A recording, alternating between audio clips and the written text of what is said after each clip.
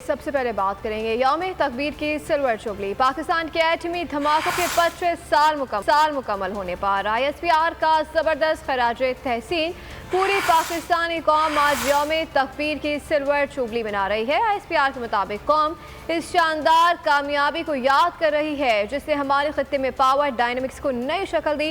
मुसल्लह अफवाज एटमी धमाके करने वाले ज़हीन जहनों को खराज तहसीन पेश करती है, जबकि इन साइंसदानों और इंजीनियर्स को भी सलाम पेश करते हैं जिन्होंने नामुमकिन को हकीकत में बदल दिया। ISPR ने कहा है कि साइंसदानों और इंजीनियर्स ने मुश्किल चैलेंजेस में इस कामयाबी का तस्वुर किया और उसे हासिल किया।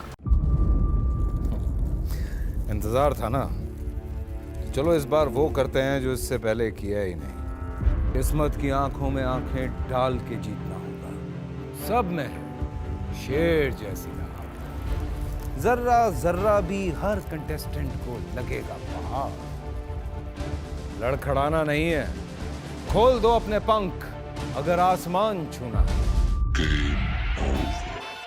अबे लग रहा है ये सब पहले भी कहीं सुना है। एंटरटेनमेंट की गारंटी जनाब, क्योंकि यहाँ खेलोगे कूदोगे तो बनोगे नवाब। खुश रहो पाकिस्तान। खुश रहो पाकिस्तान, बुध और जुमेरात शाम 7 बजे सिर्फ बोल एंटरटेनमेंट पर।